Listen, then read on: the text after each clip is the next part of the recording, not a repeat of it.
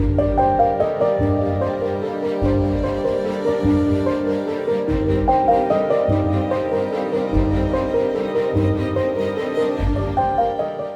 activities are you concerned with while writing an exam? You read the question, you try to recall answers, you'll point out the main concept and you'll write the answer. How are these activities done in a coordinated manner? Which part of the body carries these coordinated activities?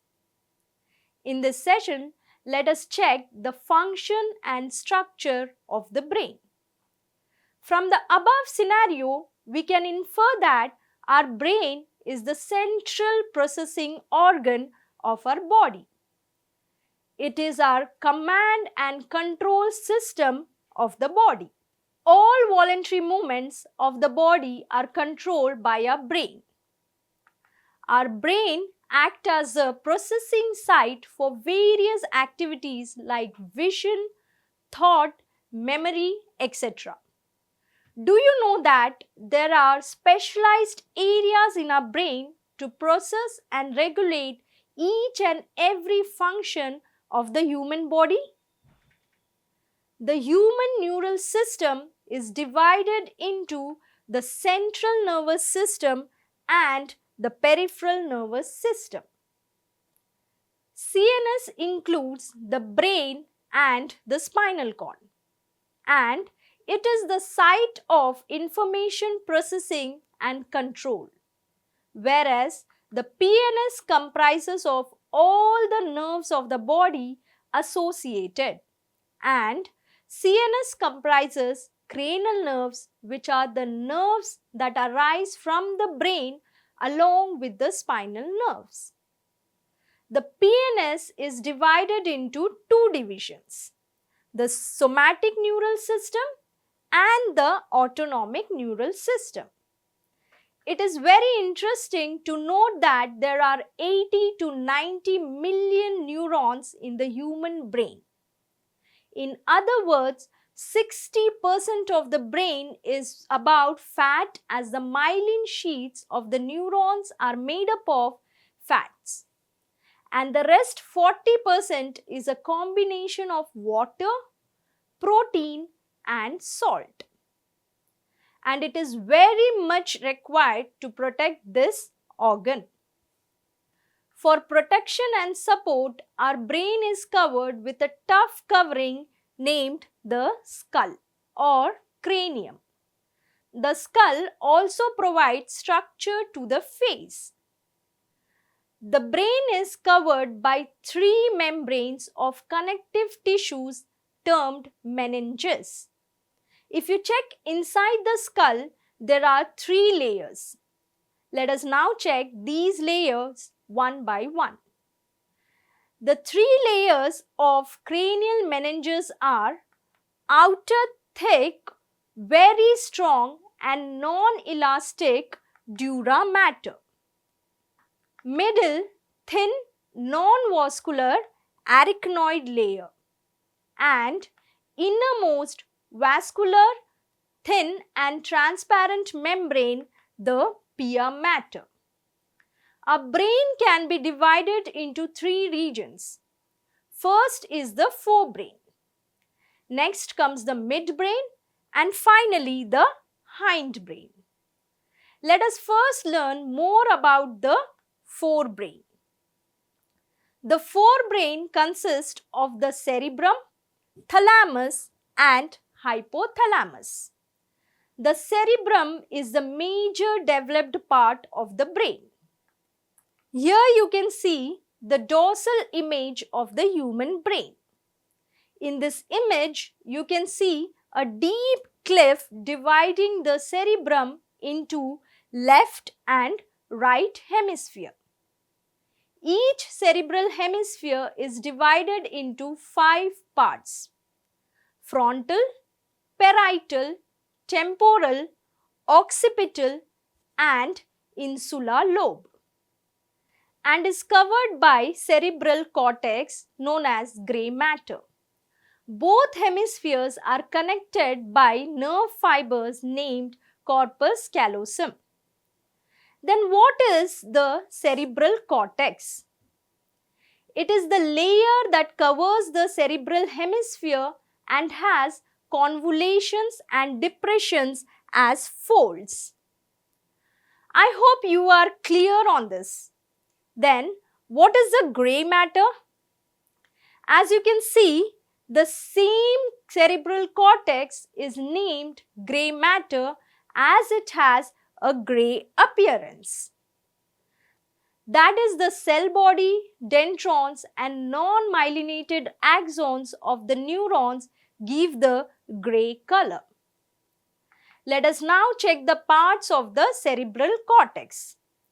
The cerebral cortex consists motor areas that control voluntary movements of muscles, sensory areas which controls the functioning of sense organs, and associated areas, the large regions that are neither clearly sensory nor motor function.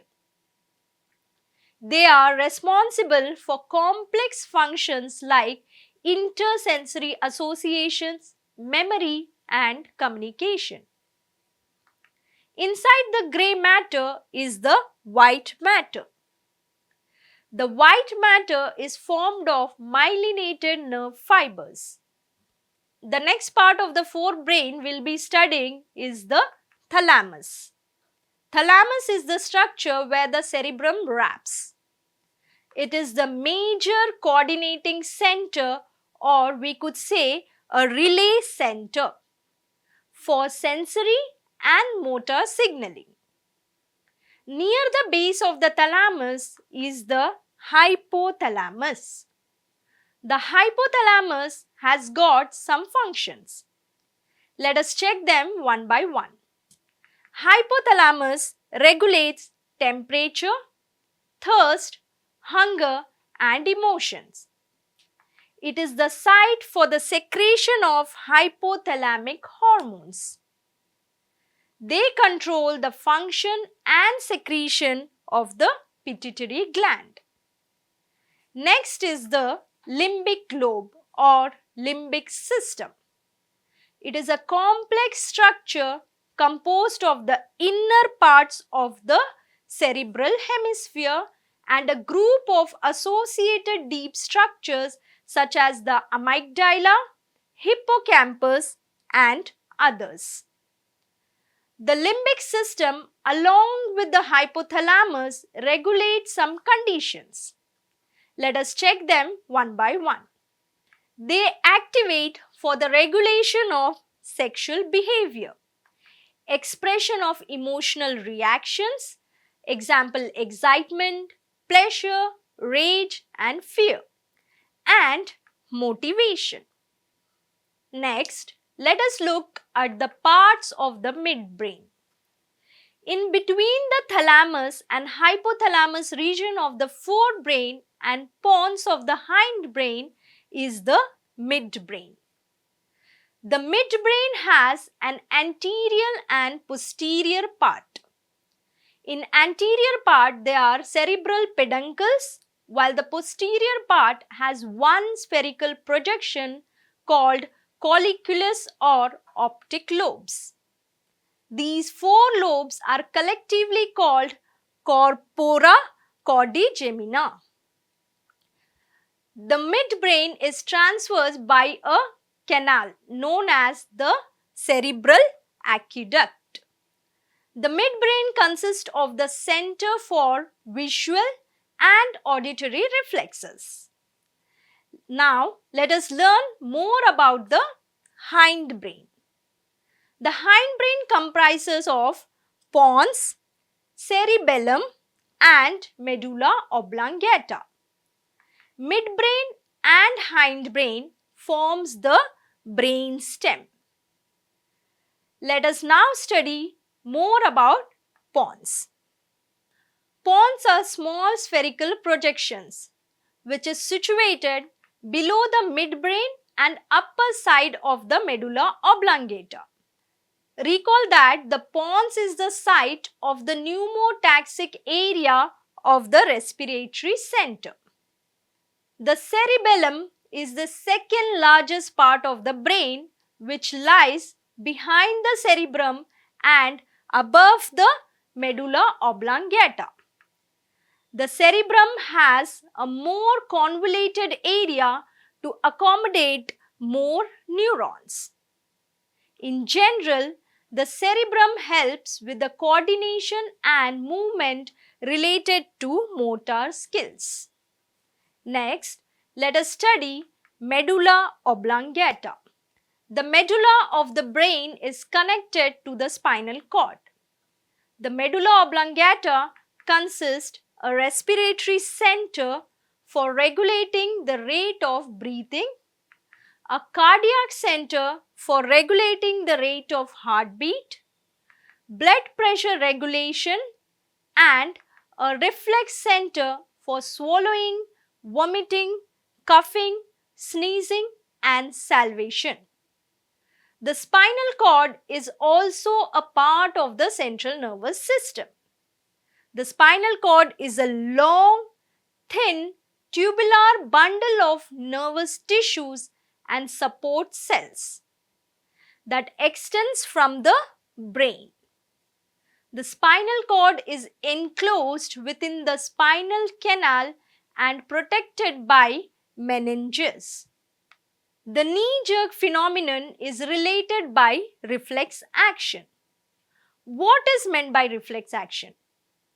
Let us discuss reflex action and reflex arc in the next video. Let's now summarize what we have learned.